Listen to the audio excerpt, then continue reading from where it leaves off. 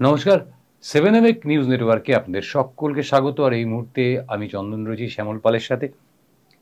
Exit pole প্রকাশিত হয়েছে এবং প্রকাশের সাথে সাথেই একটা চূড়ান্ত বিতর্ক সৃষ্টি হয়েছে। এখন প্রথম কথা হচ্ছে যে আমাদের একটু জেনে নেওয়া ভালো 2 মিনিটের মধ্যে যে এক্সিট পোল কিভাবে করা হয়। দীর্ঘদিন একটি বড় সংস্থার সঙ্গে যুক্ত থাকার ফলে এই এক্সিট পোলের যে পদ্ধতিটা খানিক আমার জানা আছে।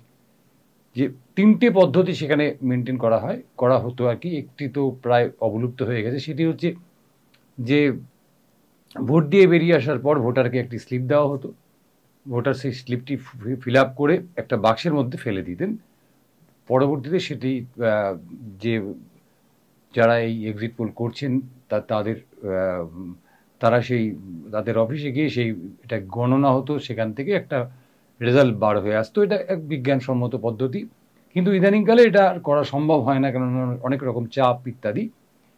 2 নম্বর হচ্ছে যে যারা এক্সিট পোল করেন,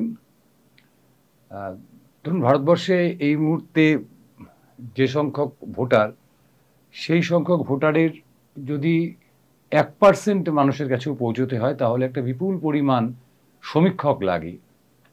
এই দ্বিতীয় পর্বের যে আমি যেটা বলতে চলেছি সেই এক্সিট পোল করতে, সেটা হচ্ছে যে মানুষের সঙ্গে সরাসরি কথা বলা, তাদের সঙ্গে কথা বলা বা তাদের টেলিফোন নাম্বার নিয়ে পরবর্তীতে আবার তার সঙ্গে কথা বলা ইত্যাদি। আর 3 নম্বরটি হচ্ছে সরাসরি জিজ্ঞাসা করা যে আপনি কাকে ভোট দিলেন। এবার এই 3টি পদ্ধতি অনেক রকম ভুল ত্রুটিতে ভরা থাকতে পারে। অর্থাৎ আমাদের যে কাঠামোর মধ্যে দিয়ে ভোট হয়, সেই ভোটে ভোটার যে সব সময় 100% নিশ্চিতভাবে সঠিক উত্তর দিচ্ছেন, সেটা কিন্তু নাও হতে পারে।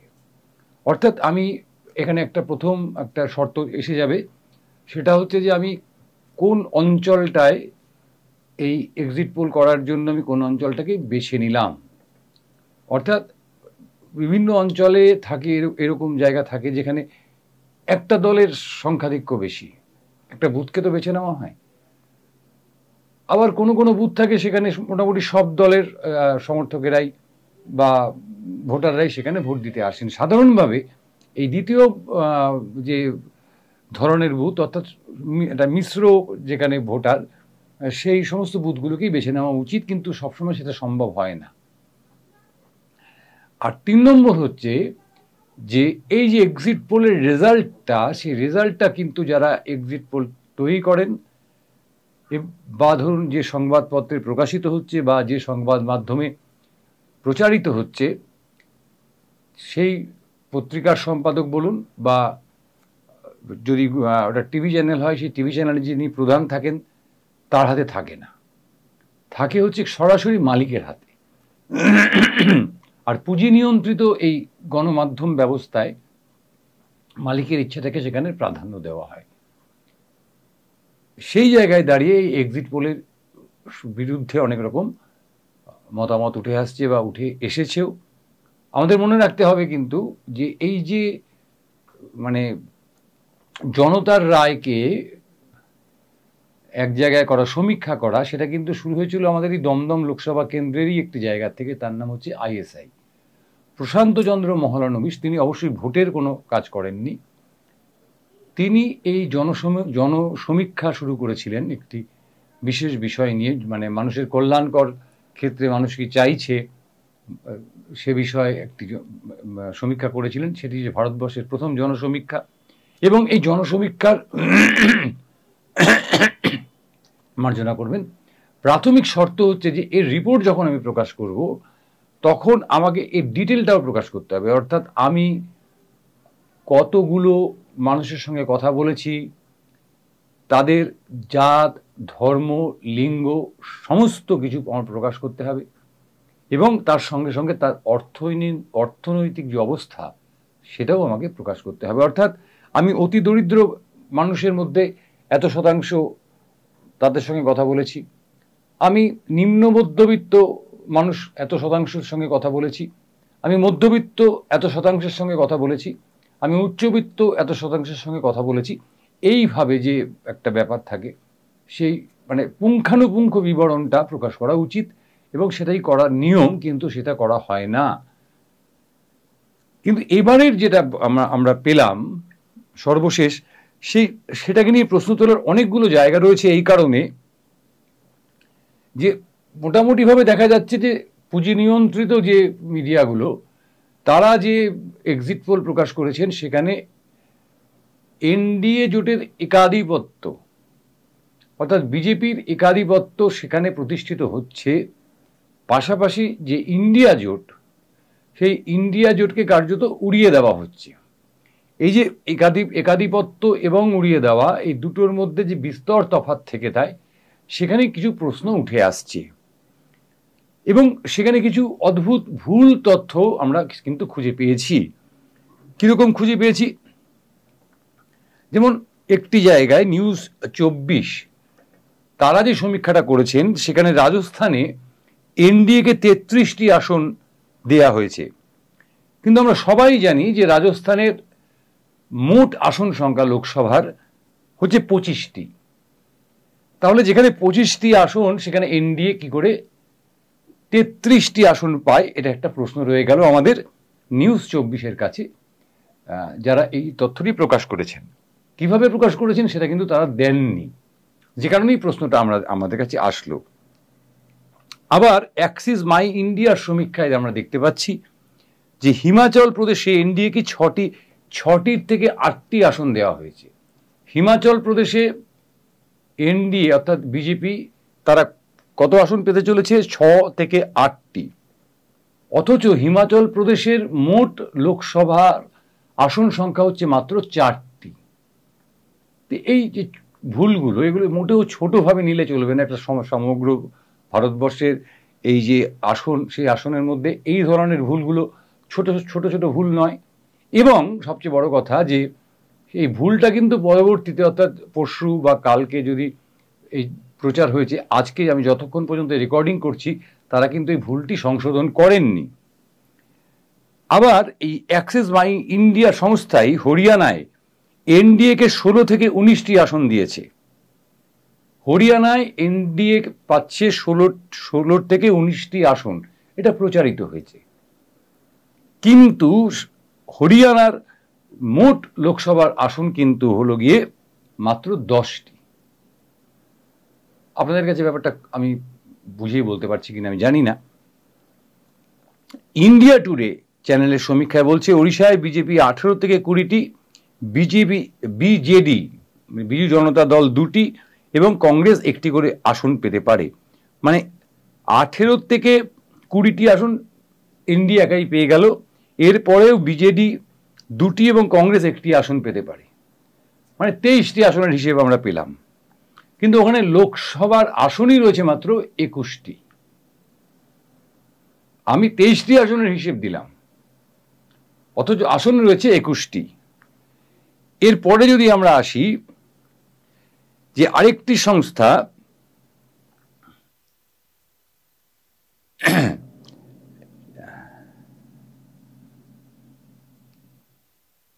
যে TV9 চ্যানেলের সমীক্ষা, সেখানে পশ্চিমবঙ্গে প্রথমে তৃণমূল কংগ্রেসকে 24টি এবং বিজেপিকে 17টি আসন দেওয়া হয়েছিল। কিন্তু মুহূর্তেই তা পাল্টে যায়, কয়েক মুহূর্তের মধ্যে সেটা বদলে গিয়ে হয়ে যায় তৃণমূল 20টি, বিজেপি 21টি এবং কংগ্রেস 1টি। এই যে ঘটনাগুলো একের পর এক আমি আপনাদের সামনে তুলে ধরলাম, তার থেকে একটা অবিশ্বাসের ধারণা সৃষ্টি হতে পারে। যে কারণেই ধরুন মমতা বন্দ্যোপাধ্যায় থেকে রাজীব গান্ধীর থেকে শুরু করে অখিলেশ যাদব, সবাই এই সমীক্ষার প্রতি তাদের যে ক্ষোভ সেটা উগড়ে দিয়েছেন। যেমন মমতা বন্দ্যোপাধ্যায়, তিনি সরাসরি বলেছেন যে এবারের বুথ ফেরত সমীক্ষা তৈরি হয়েছিল 2 মাস আগে, করেছিল বিজেপিরই একটি কোম্পানি। উনি নাকি এরা বিশদে জানেন এবং এই কথাটা তিনি প্রকাশ্যে বলেছেন। রাহুল গান্ধী বলেছেন যে এটা এক্সিট পোল নয়, এটি মোদি পোল। সুতরাং এই বিষয়ে আমরা যাচ্ছি না। কিন্তু যদি একেবারে বাস্তবে নেমে দাঁড়িয়ে পশ্চিমবঙ্গে এবার বামপন্থীরা একটা সাংঘাতিক আশা করছেন যে তারা একটা ফাটাফাটি ফলাফল করবে, কিন্তু আদৌ কি সেটা সম্ভব? আমি তো বলি সম্ভব নয়। আমরা এতদিন ধরে বিভিন্ন রকমভাবে বিভিন্ন খবর দেখেছি, খবর আমরা চালিয়েছি, খবর প্রকাশ করেছি, তাতে আমরাও দেখিয়েছি যে বামপন্থীদের একটা সেই একটা নতুন একটা জোয়ার একটা বামপন্থীদের মধ্যে এসছে।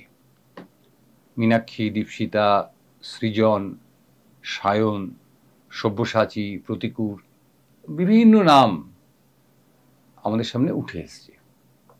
কিন্তু জয় পেতে গেলে যত শতাংশ ভোট দরকার তত শতাংশ ভোট কি বামেরা এই দুম করে কয়েক মাসের মধ্যে বা এক বছরের মধ্যে সংগ্রহ করতে পারবে? যে এক্সিট পোল হয়েছে সেখানে বেশিরভাগ ক্ষেত্রেই বামেদের শূন্য দেখানো হয়েছে।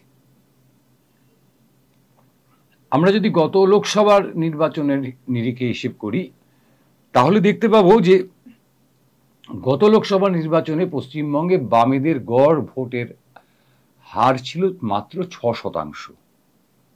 কিন্তু যদি জিততে হয় তাহলে আমরা সকলেই জানি যে ন্যূনতম 30%-এর বেশি ভোট দরকার হয়। ন্যূনতম 30%-এর বেশি ভোট দরকার হয়।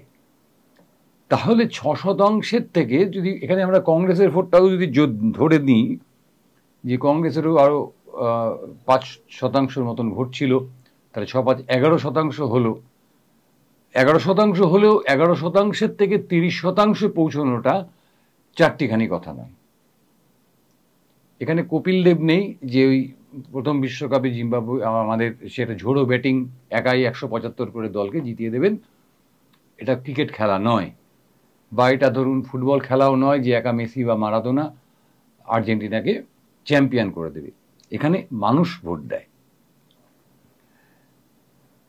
তাহলে শতাংশের হিসেবে যদি শুধু বামেদের ধরি আমরা, তাহলে 24% ভোট বামেদের বাড়াতেই হবে।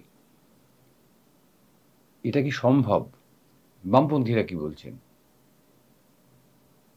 যারা ভোট নিয়ে চর্চা করেন, যাদেরকে সেফোলজিস্ট বলা হয়, তারা কিন্তু বলছেন যে এটা কার্যত সম্ভব নয়।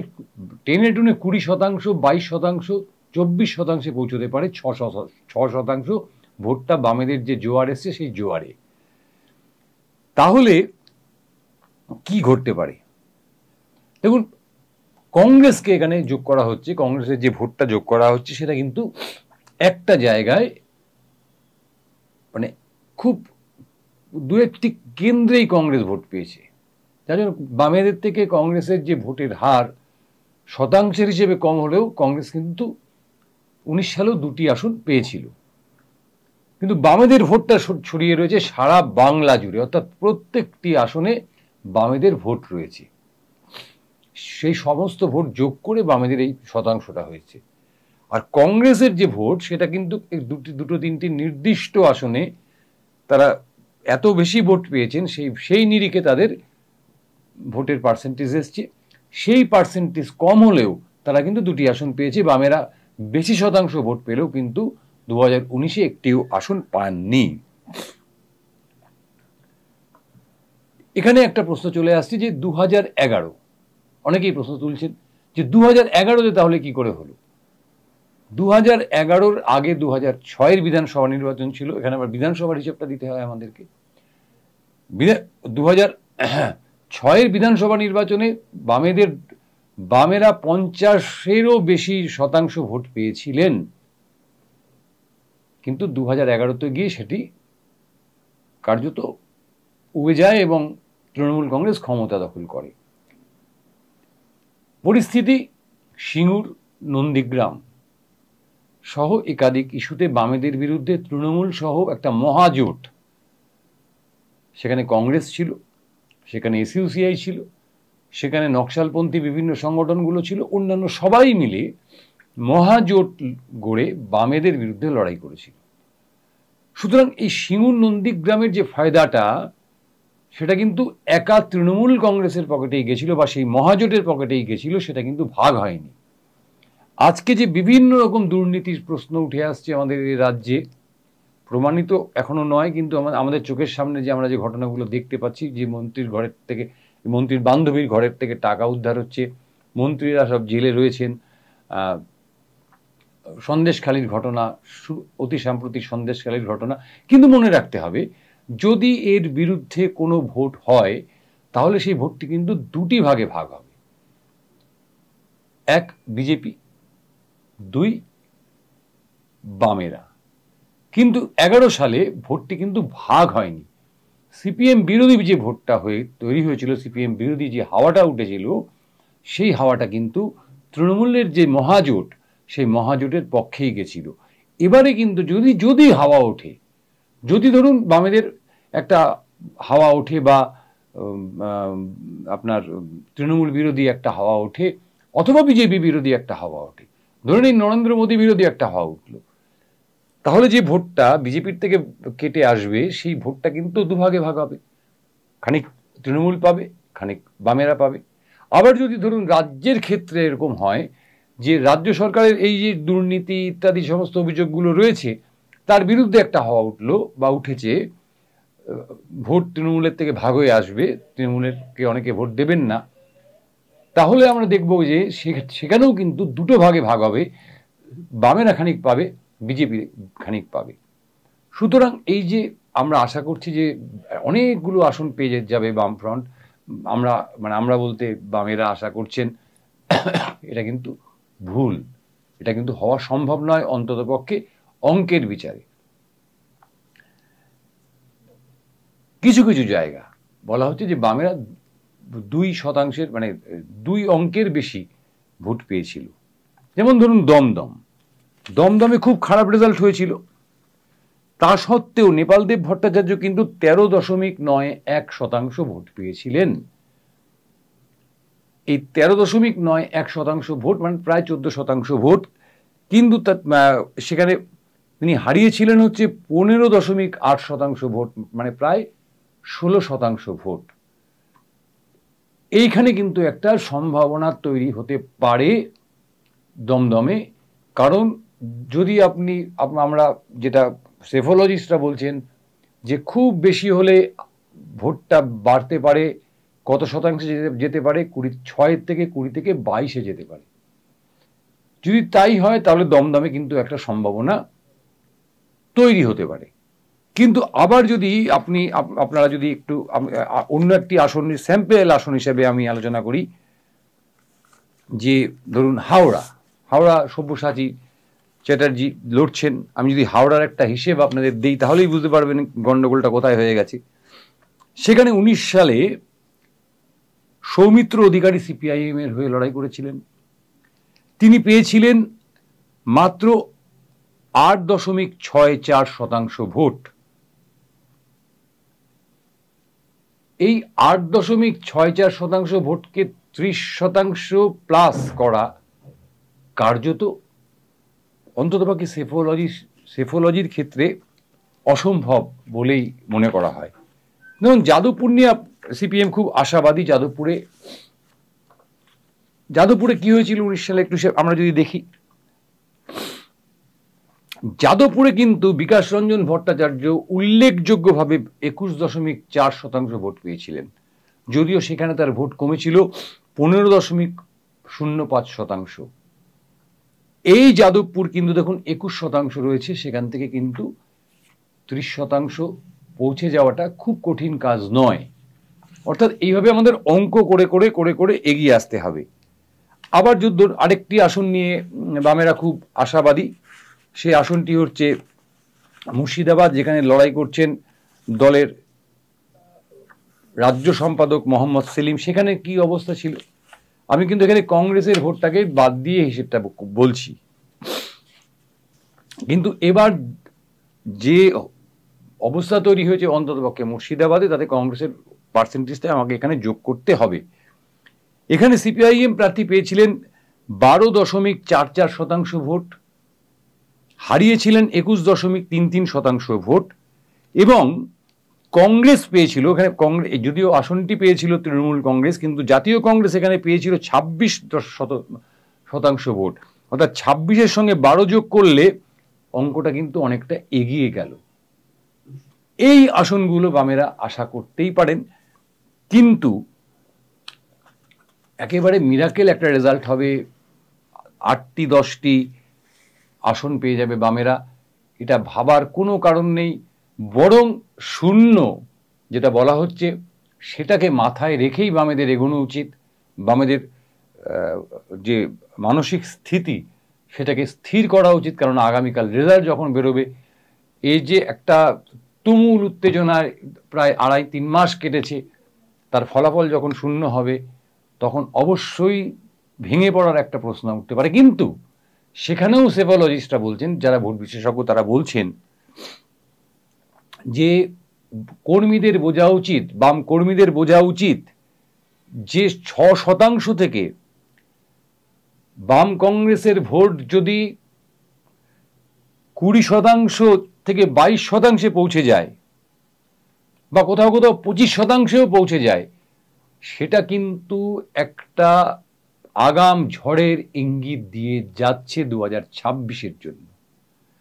অর্থাৎ যদি এই লোকসভা নির্বাচনে বাম এবং জাতীয় কংগ্রেস জোট তাদের যে 6-5-11% ভোট, আমি এখানে যোগ করলাম আবার 11% ভোটের থেকে, মানে 20 থেকে 22% ভোটে তাদের ভোটের নিয়ে যেতে পারেন, তাদের মোট ভোট গড়ে প্রত্যেকটি আসনে, তাহলে বামেরা অবশ্যই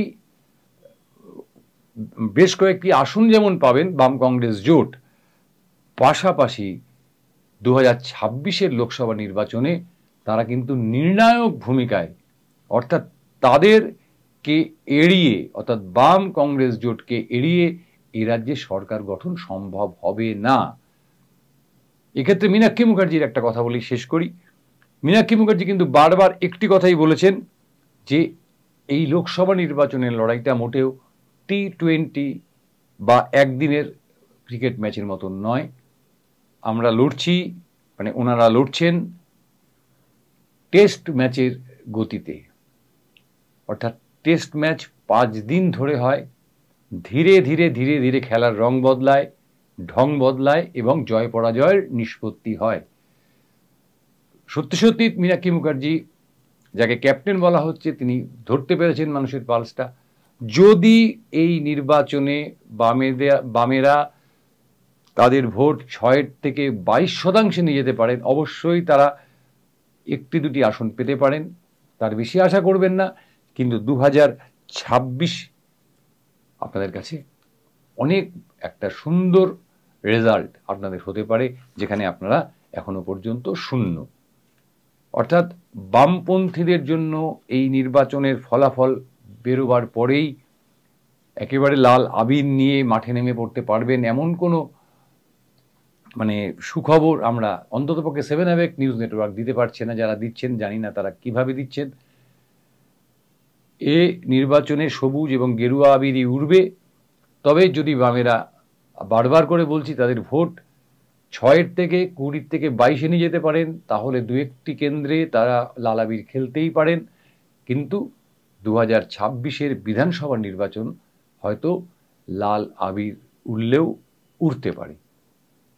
জানি না আমার এই এপিসোড কেমন লাগলো। বামপন্থী বন্ধুরা আমাকে গালাগালি যদি দেন তাহলে কমেন্টস করে গালাগালি দেবেন, কেননা তাহলে আমরা আরও শিখতে পারবো যে আমাদের কোথায় কোথায় ভুল হলো, সেই জায়গাগুলো আমরা ধরতে পারবো। সবাই খুব ভালো থাকবেন। আগামীকাল রেজাল্ট হয়ে গেলে আবার দেখা হবে আপনাদের সঙ্গে মাঠে ময়দানে। ততক্ষণ চোখ রাখুন 7 অ্যাওয়েক নিউজের পর্দায়, আর সম্ভব হলে আমাদের চ্যানেলটিকে সাবস্ক্রাইব করবেন, কারণ আপনাদের সাবস্ক্রিপশন আমাদের কাছে অত্যন্ত জরুরি। জয় হিন্দ।